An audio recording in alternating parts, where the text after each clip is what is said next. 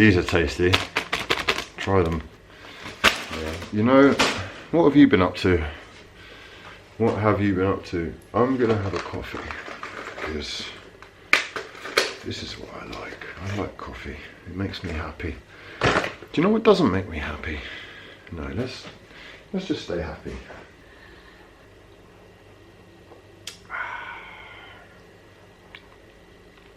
I know you want me to be angry. The adrenaline is actually pumping through my fingers. I use my brain though. Common sense.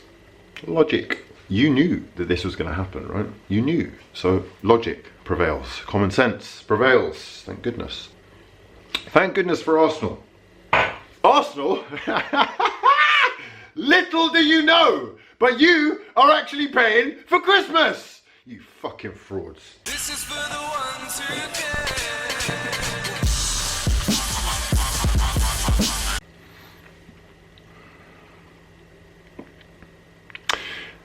I hope you put money on that. If you are an Arsenal fan and you didn't put money on Leicester to win, what are you? You're a massive fraud. It's free money. They're giving away free money. Today was the final straw. It was the final straw.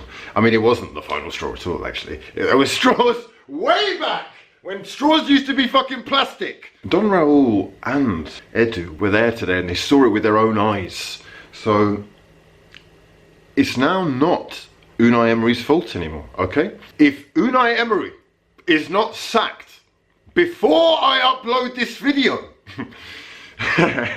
then it is no longer his fault, because it's quite clear for the world to see that he is not up to the task at hand. The football! The football. Oh, the football! Wow, incredible. I've seen both strikers playing as like wide midfielders. Yeah, there's no Pépé. What's happened to Pépé is so interesting. He actually said midweek, listen, I don't think Pépé is ready. Okay, I don't think he's ready. I think he needs more time. He's going to need more game time. So I'm going to drop him from the team. We're making subs in the 76th minute. First sub. It's all happened now. What I prophesized early on in the season, it all 8th, bro. 8th. That's what we're looking at. 8th. It's laughable how far behind we are. And Leicester City are the perfect replacements. They're going to slot into that top 4 perfectly. Beautiful football with beautiful footballers. Patience, brains, decision making, hunger, and structure, patterns of play, beautiful patterns of play, confidence, playing much higher up the pitch, confident enough to play football, yeah, to do things with the ball. It's actually depressing knowing that it was going to be like this. Everybody knew. Is it 3 at the back?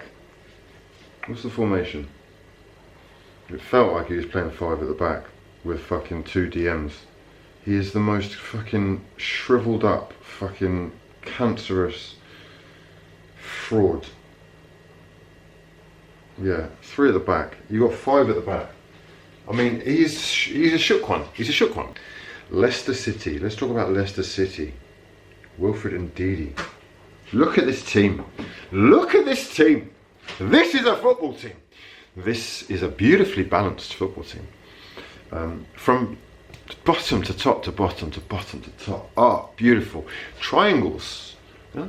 High press. Energies. Delicious. Patience. Swiveling turns with agility and balance. Seeing between the lines.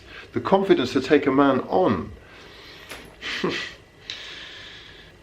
It's embarrassing. It really is embarrassing, because they kind of embody what I see my own club as, and it's quite clear that that's not my club. It's not my club. So, I mean, well played from fucking back to front. Beautiful players. Schmeichel, great goalkeeper. Schmeichel, I would have over Leno. I'll be honest, I would have him over Leno. Bang, there I said it. Pereira, would you have him over Bellerin? Because if you wouldn't, you're a fucking delinquent. Okay, centre-backs. Soyuncu, who we were meant to be in for. Would you have him over David Luiz? Are you mad? Okay, so basically that's the whole team so far. Johnny Evans is an experienced Premier League winner with international calibre, right? Isn't he captain of his country? If he isn't, he probably should be.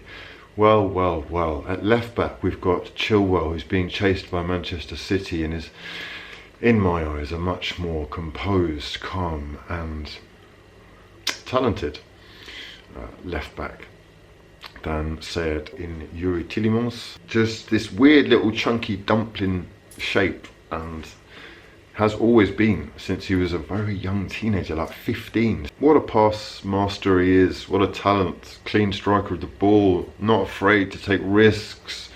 You know, he's growing into the Premier League and he's taken to his role so well and so quickly. Next to him, the balance.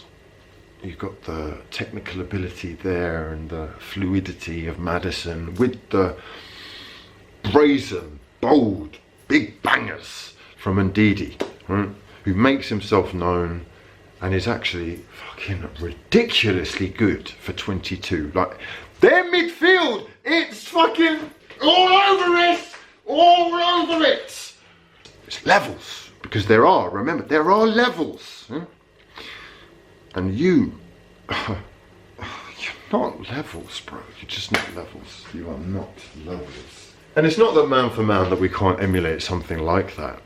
But again, it's about the system. It's about the instructions that these guys are being given, because we are being told to sit back. We are living in a half. You coming in? Come on. Come on. When it's Leicester, they're fucking here. Yeah, you got the ball. Come on, give it back to me. I sit back, soak it all up, wait for them to be out of position. Someone's going to bang it clear, and hopefully Aubameyang will be able to run onto it. That's what we've become now. But then, even in doing that, he's fucked himself by having to use Lacazette out wide. When you've got a fucking winger who's cost you £72 million sat on the bench. I just don't get it. 14 minutes, bro. Arsenal have played 12 games and their goal difference is -1. -1! Hold on a second.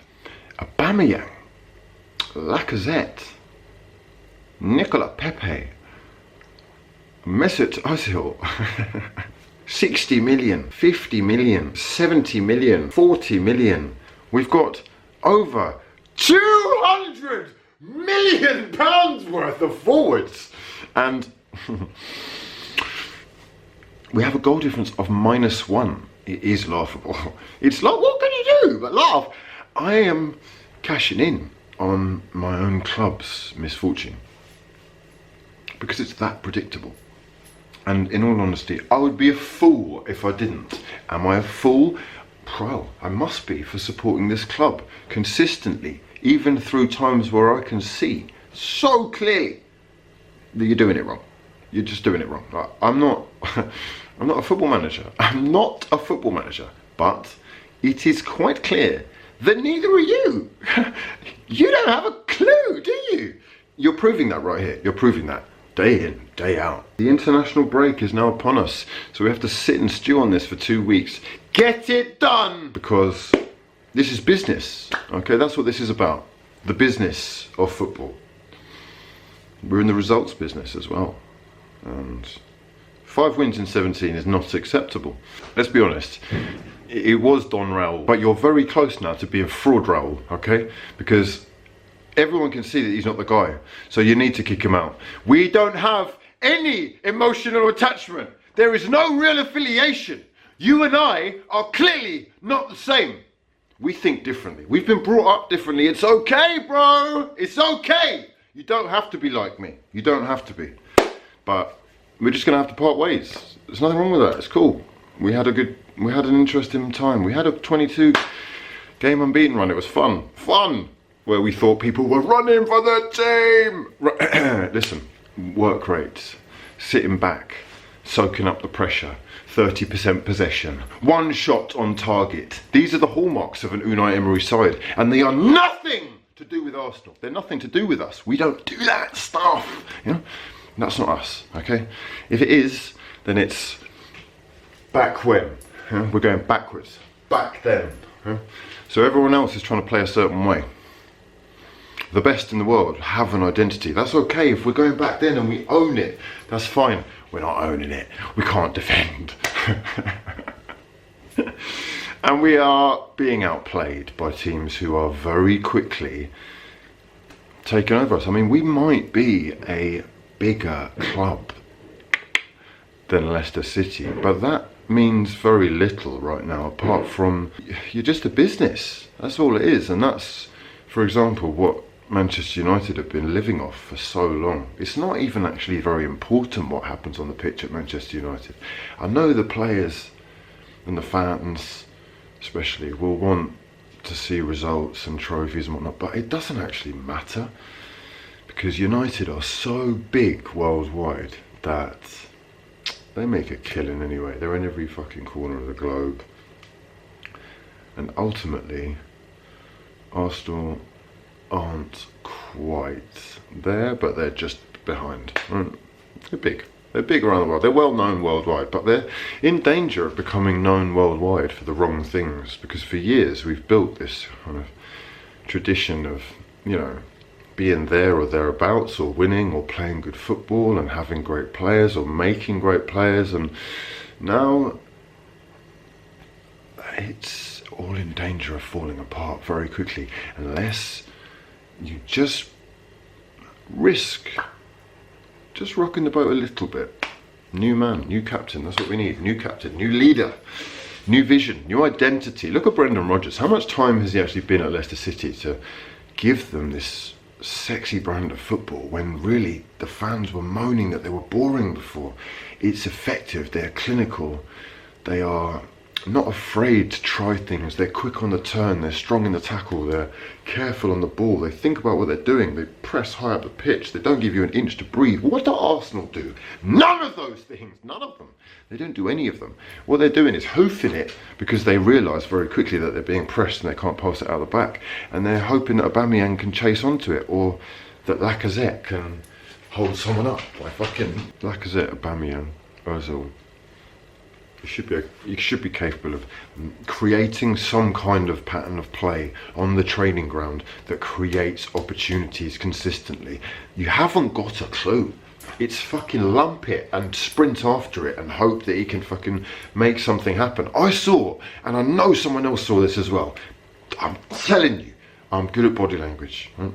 Analysing body language.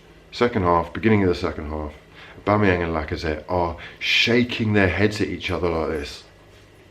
They don't actually believe in what he's doing, because they're not idiots, and they believe in their own talent.